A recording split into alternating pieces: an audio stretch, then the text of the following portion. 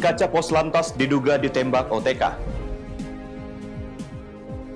Polisi di Labuhan Batu kawal ketat 1061 kotak suara dan hasil pleno 9 kecamatan.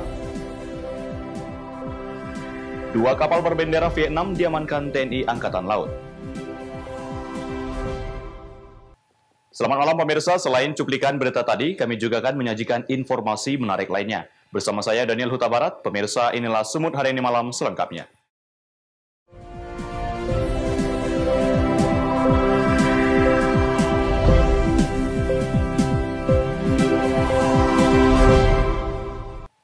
Kita ke informasi pertama pemirsa, dinding kaca pos lantas yang berada di Simpang 3 Pekan, Kecamatan Perbaungan, Serdang Bedagai, Sumatera Utara, diduga ditembak orang tidak dikenal. Atas kejadian ini, tim Lab 4 Polda Su segera melakukan penyelidikan. Namun Kapolres Serdang Bedagai membantah jika lubang tersebut diakibatkan tembakan senjata. Diduga ditembak orang tak dikenal kaca pos lantas Polsek Perbaungan Polres Serdang Bedagai bolong. Kaca pos lantas yang berada tepat di tengah persimpangan jalan lintas Medan Tebing tersebut terlihat bolong. Mendapat laporan tersebut, petugas Reskrim Polres Serdang Bedagai bersama tim Lab 4 Inafis Polres segera datang ke lokasi kejadian untuk memeriksa dan menyelidiki penyebab bolongan pada lubang kaca pos lantas secara detail.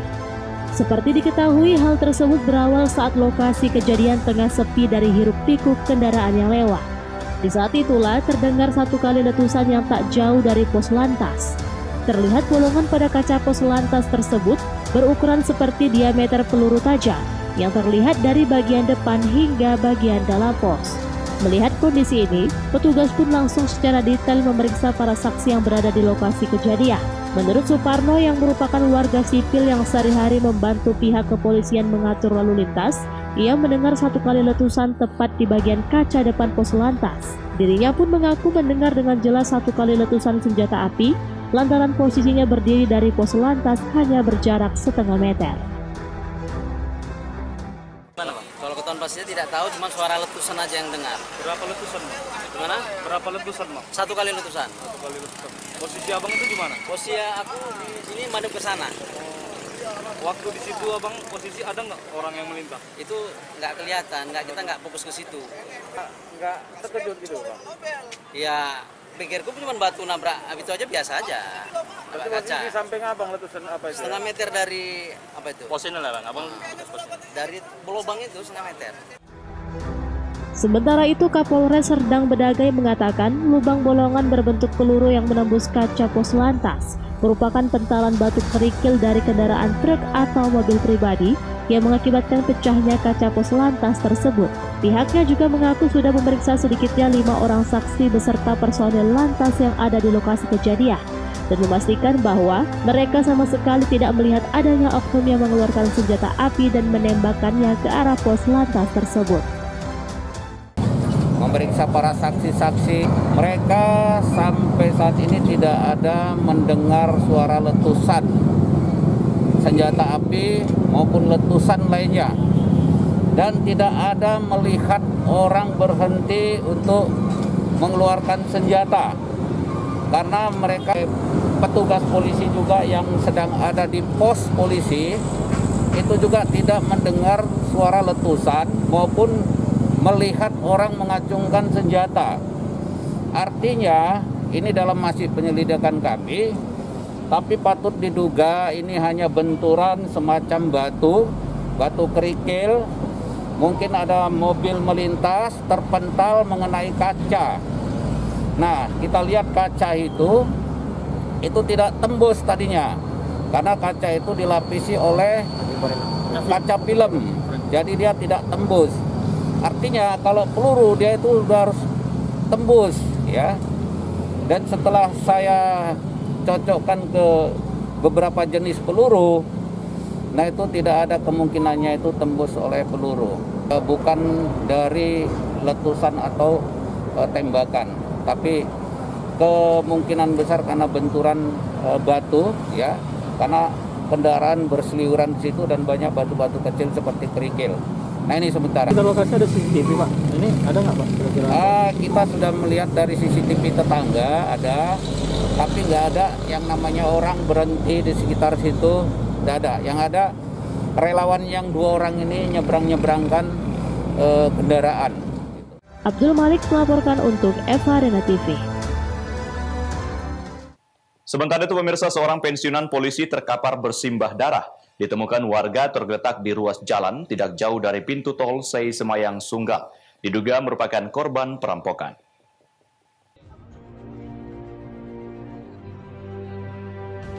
Saat ditemukan warga, kondisi korban banyak mengeluarkan darah segar. Warga kemudian membawa korban ke puskesmas untuk mendapatkan pertolongan dan selanjutnya dirujuk ke Rumah Sakit Bayangkara Medan.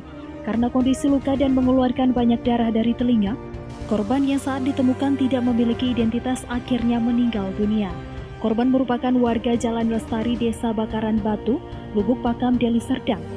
Diketahui keluar rumah pada 8 Desember 2020 dengan mengendarai sepeda motor. Keluarga sempat membuat laporan orang hilang ke kantor polisi dan mengetahui korban meninggal dunia di RS Bayangkara Medan melalui media sosial. Sementara itu, Kabid Humas Polda Sumatera Utara Kombes Pol Tatan Birsan Atmaja mengatakan, pihaknya kini masih menyelidiki penyebab tewasnya korban yang berusia 79 tahun tersebut. Polisi masih menunggu hasil otopsi apakah ada unsur kekerasan terhadap korban atau tidak. Dalam penyelidikan kami belum bisa mengatakan bahwa ini perampokan. Ini kejadian tanggal 9 sekitar pukul 19.45. Yang bersangkutan ditemukan berada di pinggir jalan di wilayah Sei Semayang. Kebetulan yang bersangkutan pensiunan polisi. Saat ini Polrestabes Medan sedang melakukan penyelidikan sebab yang bersangkutan tergeletak dan mengeluarkan darah dari telinga di pinggir jalan di Sei Semayang. Tanggal 10 kemarin yang bersangkutan meninggal dunia. Ini sedang kita lakukan penyelidikan baik Satreskrim Polrestabes Medan maupun dari Polsek Sunggal untuk mencari terang kenapa korban berada di pinggir jalan di Jalan Sei Semayang. Wahyu Pratama melaporkan untuk Eva Arena TV. Kita ke informasi lainnya, pemirsa. Setelah 2 bulan berjuang dari COVID-19, lapas dan rutan di lingkungan Kemenkumham wilayah Sumatera Utara nihil kasus COVID-19. Sebelumnya, Kepala Divisi Pemasyarakatan Kantor Wilayah Kementerian Hukum dan HAM Provinsi Sumatera Utara menyatakan adanya klaster baru penyebaran COVID-19 di lingkungan lembaga pemasyarakatan dan rumah tahanan di Sumatera Utara. Salah satunya lapas kelas 2A Medan sebanyak 227 orang, baik pegawai dan juga warga binaan atau narapidana. Mengetahui adanya kasus penyebaran COVID-19 tersebut, pihak Kemenkumham wilayah Sumatera Utara membentuk tim bekerja sama dengan Satuan Tugas Penanganan COVID-19 Sumatera Utara dan Kota Medan. Selama 2 bulan penuh dan mengerahkan sebanyak 16 dokter dari beberapa rumah sakit rujukan COVID-19, seluruh pegawai dan warga binaan di lingkungan lapas dan rutan yang ada di Sumatera Utara berhasil pulih dari COVID-19. Kesembuhan ini juga didukung adanya bantuan vitamin dan obat-obatan dari para relawan yang peduli kesehatan narapidana. Musibah lapas perempuan itu menjadi klaster.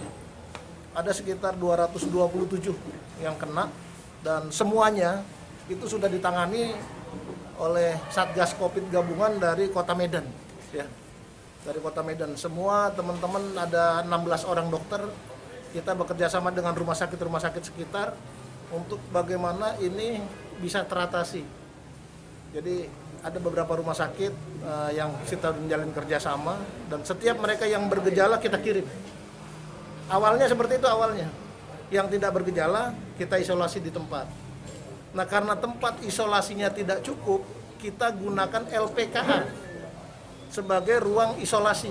LPKA ditempatkan sendiri. Sehingga sekarang di LPKA itu ada warga binaan sebanyak 110 wanita yang memang sedang diisolasi di sana. Data terakhir yang sekarang masih tinggal 2 di LPKA yang posisinya masih di rumah sakit. Sementara yang 108 itu sudah sehat. Tinggal kami menunggu yang 2. Kalau yang 2 ini selesai, tentunya mudah-mudahan COVID ini sudah berakhir di lapas dan rutan di Kota Medan. Sementara yang dari LP perempuan sendiri, alhamdulillah sudah selesai.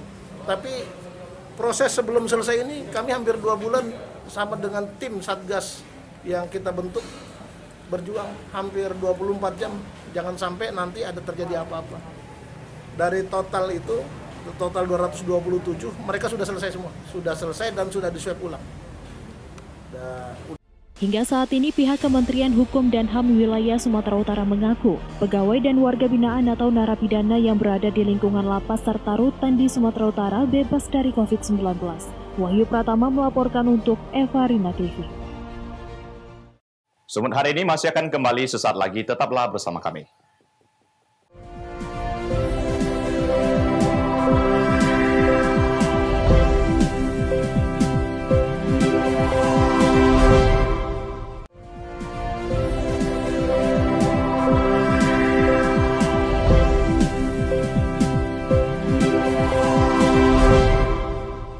Terima kasih masih bersama kami. Pemirsa, sudah 3 pekan, banjir yang merendam seribuan rumah warga di kota Tanjung Balai belum juga surut.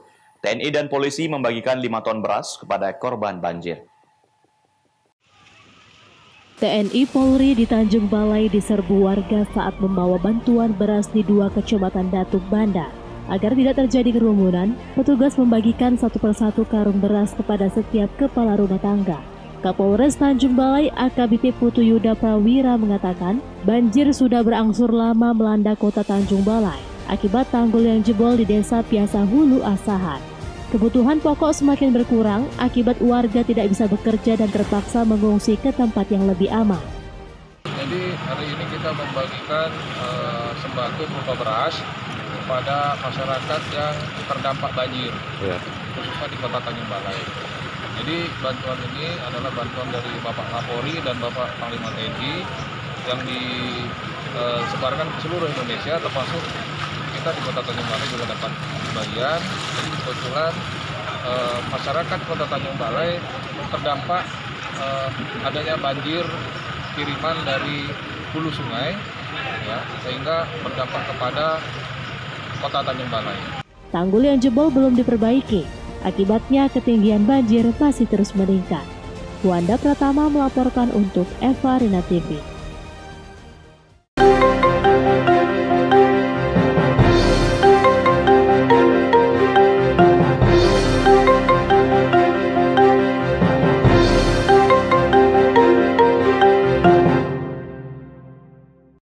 Kita beralih ke informasi lainnya, pemirsa. Personel Polres Labuhan Batu dibantu Brimob Polda Sumut mengawal ketat 1061 kotak suara dan kotak hasil pleno dari 9 kecamatan yang berada di kantor KPU Labuhan Batu.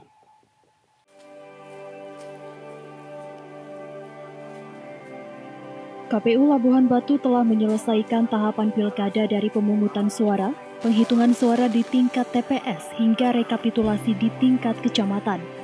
Sebanyak 1061 kotak suara hasil pencoblosan masyarakat pada 9 Desember lalu, serta 9 kotak suara berisi hasil rekapitulasi di tingkat PPK, telah berada di kantor KPU dan mendapat pengawalan ketat dari personel kepolisian.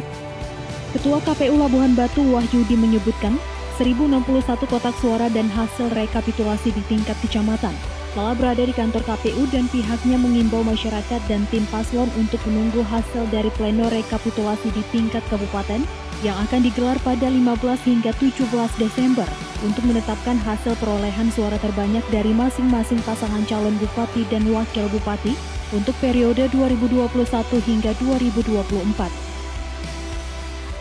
Sudah selesai dilakukan oleh PPK, yaitu pada tanggal 11 sampai dengan tanggal 13.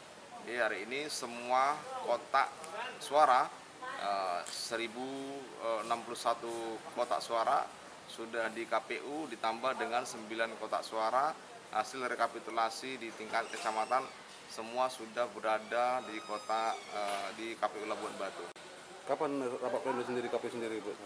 Ya, untuk selanjutnya KPU Labuhan Batu akan melakukan rekapitulasi penghitungan suara tingkat KPU Kabupaten Labuhan Batu. Ini rencana akan dilakukan besok pada tanggal 15 Desember 2020. Jadi hari ini KPU akan menyampaikan undangan kepada pasangan calon, kepada Bawaslu dan saksi ya, yang akan kita sampaikan ke hari ini. Dan selanjutnya besok insya Allah pada pukul 10 pagi akan kita mulai rekapitulasi di tingkat KPU Kabupaten. Seperti diketahui, tingkat partisipasi pemilih pada Pilkada serentak 9 Desember 2020 di Labuhan Batu meningkat 7% dibanding pada Pilkada tahun 2015 lalu, yakni dari 72% naik menjadi 79%. Ucok Sitorus melaporkan untuk Eva Rina TV. Selain itu, pemirsa, pemungutan suara ulang dilakukan di Kabupaten Karo, Sumatera Utara. Pengulangan ini dilakukan pasca adanya hak suara yang digunakan oleh orang lain. Terkait hal ini, KPUD Karo akan memberikan sanksi kode etik kepada penyelenggara pemilihan. Pasca beredarnya video viral di media sosial yang menyatakan adanya hak suara yang digunakan oleh orang lain pada hari pelaksanaan Pilkada tahun 2020 di Kabupaten Karo, Sumatera Utara, maka pemungutan suara ulang dilakukan di TPS 25, Kelurahan Laut Cimba, Kecamatan Kabanjahe, Kabupaten Karo. Menurut Ketua KPUD Kabupaten Karo, Gemar Tarigan, pemungutan suara ulang ini dikarenakan adanya hak suara masyarakat yang digunakan oleh orang lain untuk melakukan pencoblosan. Dan sesuai dengan rekomendasi Panwascam, untuk mengantisipasi adanya permasalahan lain, maka dilakukan pemungutan suara ulang. Dari data yang diperoleh, untuk masyarakat yang kembali memberikan hak suaranya, sama dengan yang sebelumnya melakukan pencoblosan, dan kelanjutannya pihaknya akan melakukan pembinaan dan akan memberikan sanksi kode etik terhadap penyelenggara.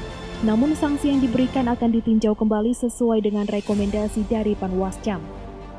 Tanggal 9, kebetulan hadir di samping kami ibu ini merasa C1 yang dia punya sudah digunakan orang lain.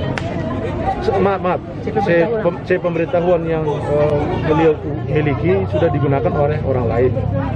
Karena memang regulasi yang menyatakan kalau kira-kira tidak mengenal orang yang tersebutlah baru kita minta kewajiban KPPS KTP. Tapi karena yang datang KPPS kita mengenal, jadi memang tidak begitu selektif, sehingga memang menurut KPPS mereka mengakui ada yang menggunakan C pemberitahuan yang dimiliki oleh ibu ini, sehingga ada 2 orang, sehingga memang peraturannya kalau lebih dari 1 seperti itu, Panwas beserta jajarannya boleh merekomendasikan PSU. Kedua, selain kita lakukan pemungutan ulang ini, ada sanksi nggak itu kepada KPPS yang bersangkutan? Ya, dalam rekomendasi Panwas kita melihat poin pertama PSU, yang kedua memang melakukan pembinaan ataupun memberikan sanksi kode etik. Tentu selesai kegiatan ini akan kami rumuskan dalam bentuk apa, tapi hanya sanksi kode etik, teguran dan lain sebagainya. Pemilihan suara ulang ini pun mendapat pengawalan ketat dari pihak Bawaslu serta petugas kepolisian, mengantisipasi adanya kejadian yang sama.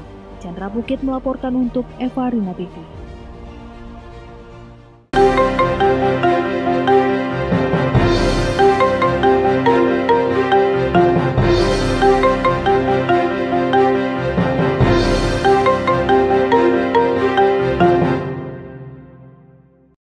Sumut hari ini masih akan kembali sesaat lagi, tetaplah bersama kami.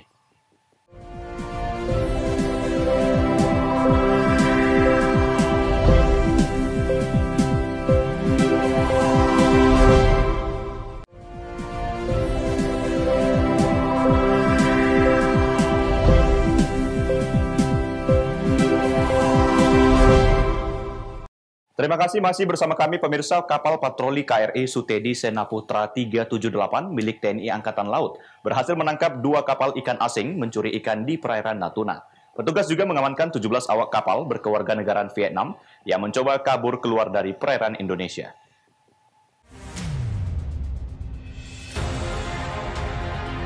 Penangkapan 2 kapal ikan asing yang kedapatan saat mencuri ikan di perairan Indonesia tersebut dilakukan oleh kapal patroli KRI Sutedi Senaputra 378 dan di bawah kendali operasi BKO Gugus Tempur Laut Koarmada 1 yang sedang melaksanakan patroli rutin di perairan Natuna, Indonesia.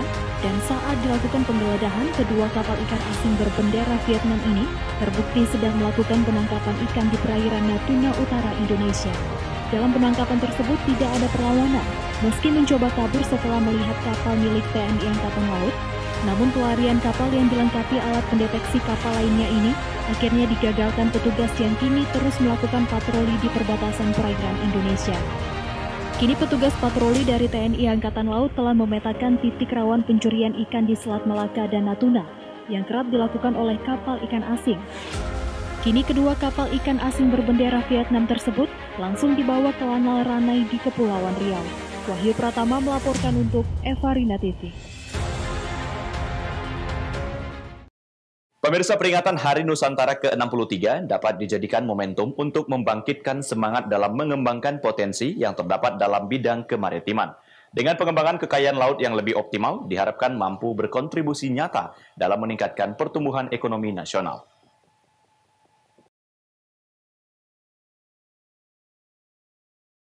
Sebagai negara kepulauan terbesar dengan garis pantai terpanjang nomor 2 di dunia, Indonesia memiliki potensi unggulan, mulai dari geopolitik, geostrategis, dan geoekonomi, beserta dengan sumber daya alam kelautan yang melimpah namun belum tergarap secara optimal. Hal tersebut disampaikan Menko Bidang Kemaritiman dan Investasi Luhut Binsar Panjaitan pada peringatan Hari Nusantara yang digelar pada Minggu 13 Desember 2020.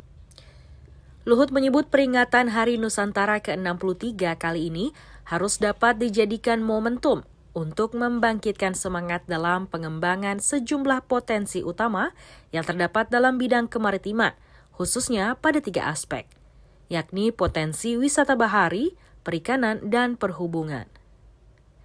Ia menjelaskan sejumlah potensi itu harus dapat dioptimalkan dengan memanfaatkan teknologi digital, terutama dalam memperkenalkan maupun mempromosikan sumber daya laut yang ada kepada dunia luar. Maupun hasil-hasil lain. Oleh sebab itu di era digital ini dan memanfaatkan semangat Hari Nusantara, beberapa kebijakan perlu ditempuh di ke depan meliputi pengembangan pemanfaatan potensi sumber daya maritim secara terintegrasi, penguatan budaya bahari melalui pemanfaatan teknologi digital, khususnya bagi generasi milenial sebagai implementasi deklarasi Juanda. Dan selanjutnya pemanfaatan teknologi digital secara meluas dan terintegrasi untuk peningkatan ekonomi maritim Indonesia. Luhut menambahkan dengan didorong pemanfaatan yang maksimal, kekayaan laut yang ada diharapkan mampu berkontribusi nyata dalam pergerakan roda perekonomian nasional. Dari Jakarta, Cahya Sari, Kantor Berita Antara, mewartakan. Pemirsa, demikianlah rangkaian informasi dalam Sumut hari ini malam. Saya Daniel Huta Barat, mewakili kerabat kerja yang bertugas, pamit undur diri. Terima kasih atas kebersamaan Anda dan sampai jumpa.